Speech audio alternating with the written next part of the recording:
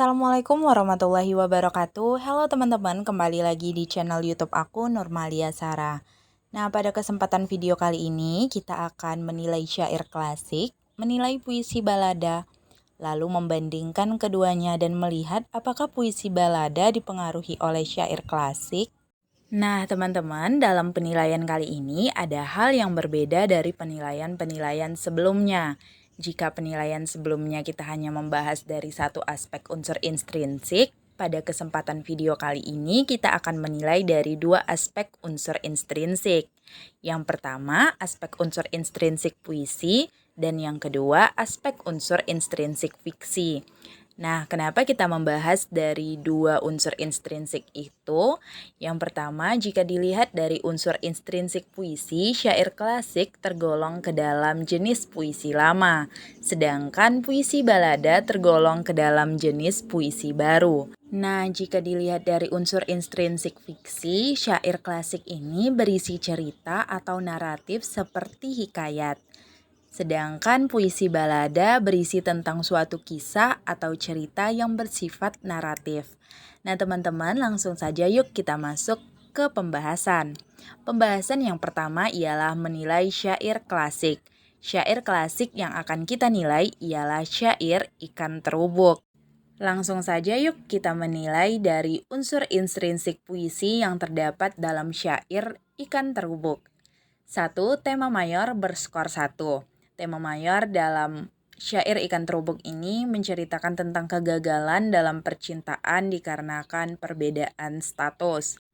Kedua, tema minor berskor 6. Tema minornya ialah kerinduan, kedaulatan keluarga kerajaan, kejadian yang aneh, kecantikan golongan bangsawan, keelokan tingkah laku golongan bangsawan, putus asa atau kecewa. Ketiga, amanat tersurat berskor 2, yakni senantiasa mengingat Allah dan serahkan semua masalah hanya pada Allah, serta senantiasa berharap pada Allah untuk memudahkan segala urusan kita. Keempat, amanat tersirat berskor 6. Dalam syair ini, amanat tersirat yang disampaikan ialah kita harus saling berkasih sayang. Kedua, kita harus berani. Ketiga, kita harus gigih. Keempat, kita harus yakin kepada Tuhan. Kelima, kita harus saling kerja sama. Dan yang terakhir ialah kita harus setia kepada pemerintah. Kelima, pola larik. Pola larik ini biasanya mengikuti pola kecenderungan 4-5 kata atau 8-12 suku kata. Dalam syair ini terdapat 96 larik yang mengikuti pola kecenderungan. Maka berskor 96 untuk pola larik dalam syair Ikan Terubuk. Keenam, pola bait. Pola bait ini ialah jumlah bait. Dalam syair ini, pola bait berskor 24 karena terdapat 24 bait yang mengikuti pola bait pantun atau kuatrin. Ketujuh, pola rima. Pola rima ini dinilai dari rima awal, rima tengah, dan rima akhir. Untuk pola rima dalam syair ini berskor 39 karena pola rima awal berskor 9, pola rima tengah berskor 6, pola rima akhir berskor 24. Jadi jika ditotalkan pola rima awal, tengah, dan akhir, maka mendapatkan skor 39. Kedelapan, diksi. Diksi ini dinilai dari metafor, konotasi, rima, dan citraan. Dalam syair ini, diksi berskor 10. 10 ini didapatkan dari metafor yang berskor 2. Metafornya ialah tunduk berhamburan airnya mata dan kain putih bersampul pulih. Lalu dari segi konotasi, yakni terdapat 5 konotasi penggunaan bahasa asing yang terdapat pada kata bismillah, halikal alam, rahmat, mukmin dan Islam, ya ilahi. Lalu rima ada 3, yakni rima gundah gulana, igau-igauan, dan daya upaya. Sedangkan citraannya tidak ada, jadi kita beri skor 0. Jadi jika digabungkan dari segi metafor, konotasi, rima, dan citraan, maka skor yang diperoleh ialah 10 untuk diksi dalam syair ini. Jadi, total skor keseluruhan hasil penilaian syair Ikan Terubuk dari unsur intrinsik puisi berskor 184. Nah, selanjutnya kita akan menilai dari unsur intrinsik fiksi. Jadi, di sini terdapat pendapat Nurgiantoro tentang apa saja unsur intrinsik fiksi. Nurgiantoro ini berpendapat bahwa unsur intrinsik fiksi ini meliputi tema, plot atau alur, penokohan yang meliputi tokoh dan perwatakan, latar, sudut pandang, gaya bahasa, dan amanat. Karena tema dan amanat sudah dibahas pada unsur intrinsik puisi, maka kita hanya akan membahas 5 unsur intrinsik menurut Nurgiantoro. Kelima unsur intrinsik itu ialah 1. Plot atau alur, 2. Penokohan yang dapat dinilai dari tokoh dan perwatakan, 3. Latar, 4. Sudut pandang, 5. Gaya bahasa. Nah, langsung saja kita masuk ke penilaian syair Ikan Terubuk dari unsur intrinsik fiksi. Pertama, ada plot atau alur berskor 1 karena syair Ikan Terubuk ini memiliki alur campuran. Kedua, penokohan yang dapat kita nilai dari tokoh dan perwatakan. Di sini terdapat skor 4 karena ada 4 tokoh yakni Ikan Terubuk yang biasa disebut Duli Seripada. Ia ini berwatak murung, selalu bersedih sehingga tidak ada keceriaan di hatinya, selalu resah dan gelisah, senantiasa termenung, dan dia memiliki rasa takut kehilangan orang yang ia cintai, yakni Putri Ikan Puyuh-Puyuh. Kedua, tokoh Putri Ikan Puyuh-Puyuh. Dia memiliki perwatakan yang baik, sopan santun, dan dari segi fisiknya, Putri Ikan Puyuh-Puyuh ini adalah putri yang cantik. Ketiga, ikan belida. Ikan belida ini wataknya hanya menyampaikan kabar kejadian di mana Putri Ikan Puyuh-Puyuh telah naik ke langit bersama dengan bala tentaranya kepada ikan pari. Lalu yang keempat ialah ikan pari. Tokoh ikan pari ini adalah tokoh yang menyampaikan kepada Ikan Terubuk tentang berita kehilangan Tuan Putri Puyuh-Puyuh. Ketiga, latar. Latar berskor 11 karena di dalam latar ini terdapat latar tempat, di mana latar tempatnya ini terjadi di Laut Melaka, kolam air tawar, Tanjung Tuan, Tanjung Padang, Tanjung Balai, dan tempat beribadat. Lalu dari segi waktu, terdapat latar waktu siang, malam, senja, dini hari atau subuh. Dan latar suasana yang cenderung berubah-ubah mengikuti alur yang terjadi. Keempat, sudut pandang berskor 1 karena terdapat satu sudut pandang yakni sudut pandang orang ketiga serba tahu. Kelima, gaya bahasa berskor 6. Gaya bahasa berskor 6 ini terdapat dari majas hiperbola yang berjumlah 3, yakni pada kalimat jantung bagai serbuk, petang duduk bercinta, putri melompat ke atas pucuknya. Lalu yang kedua ialah majas personifikasi. Dalam majas personifikasi ini juga terdapat 3 majas personifikasi, yakni turunlah rebut dengan segera, sampailah waktu dengan janjinya, bagaikan datang rasanya takut. Jadi, total skor keseluruhan hasil penilaian syair Ikan Terubuk dari unsur intrinsik fiksi ialah 23.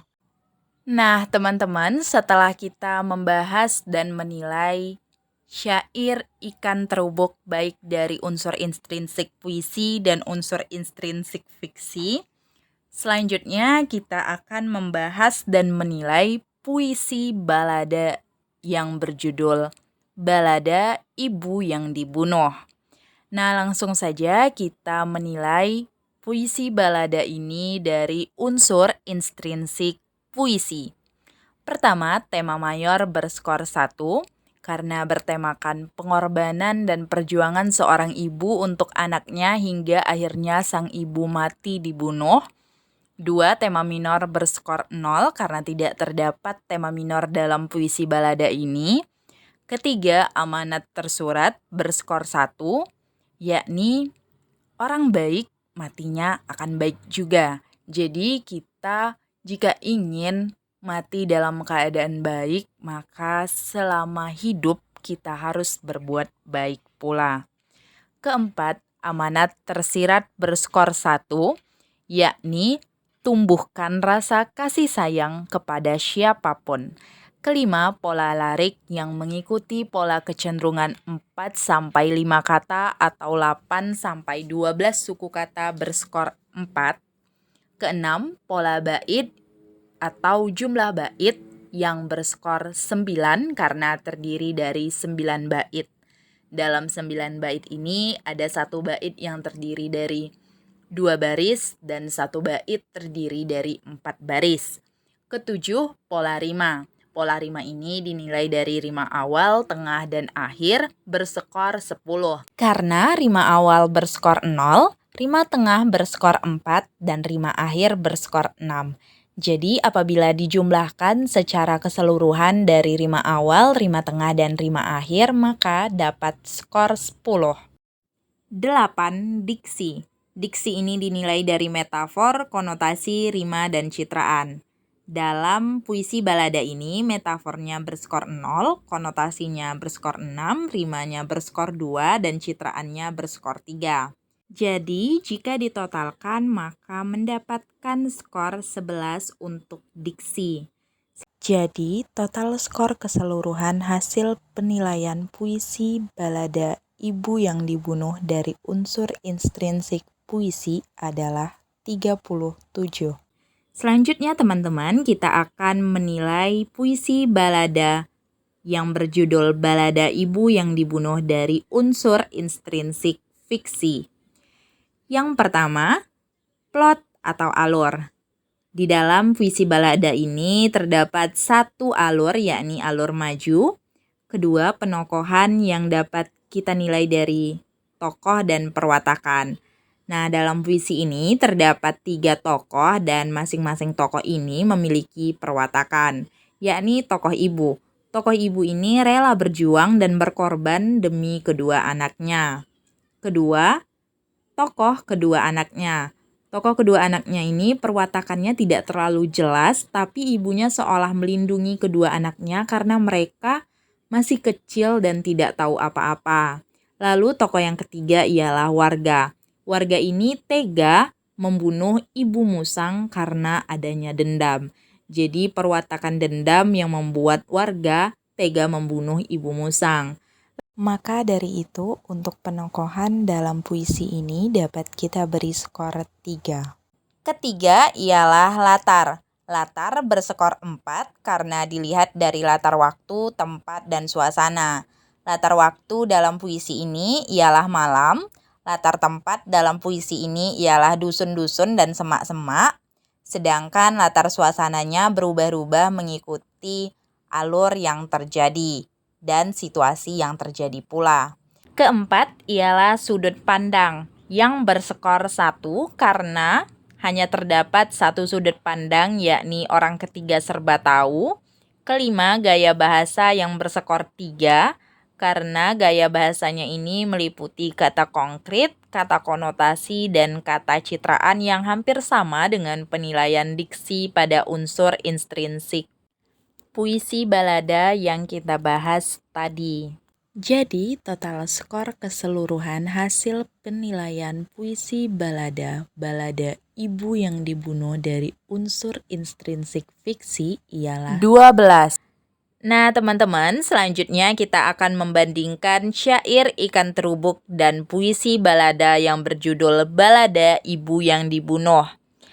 Nah, hasil perbandingan dari segi unsur intrinsik puisi dulu nih yang akan kita bahas. Dalam syair Ikan Terubuk dan puisi balada Ibu yang Dibunuh memiliki skor yang sama, yakni 1.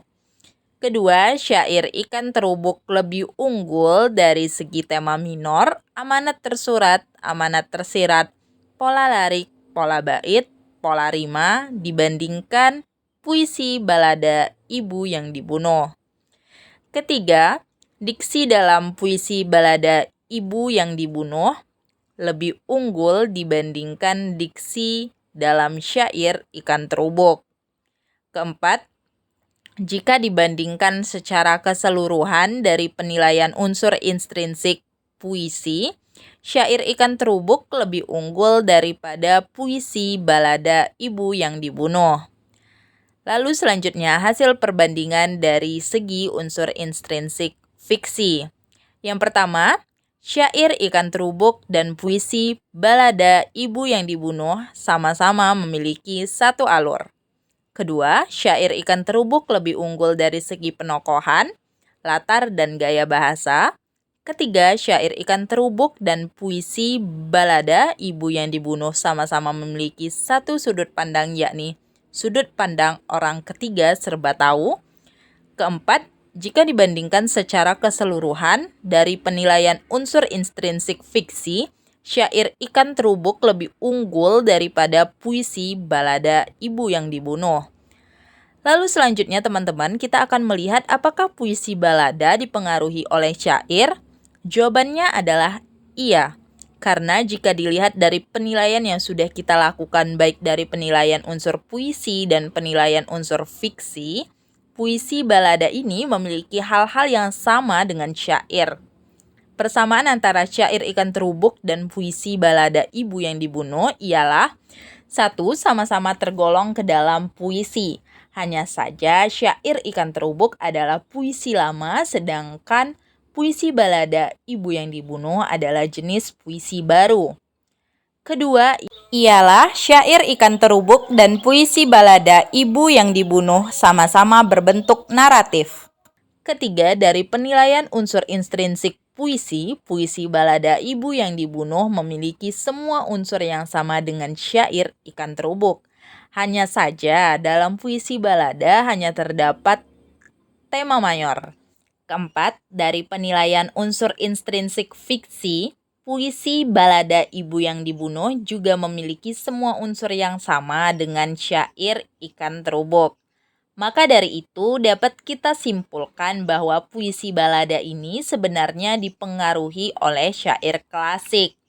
Kesimpulan ini dapat kita tarik berdasarkan hasil penilaian dan pembahasan kita tadi tentang syair ikan terubuk dan puisi balada Ibu yang Dibunuh.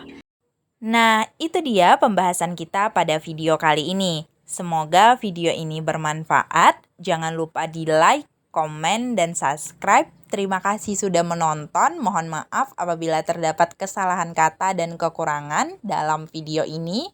Wassalamualaikum warahmatullahi wabarakatuh.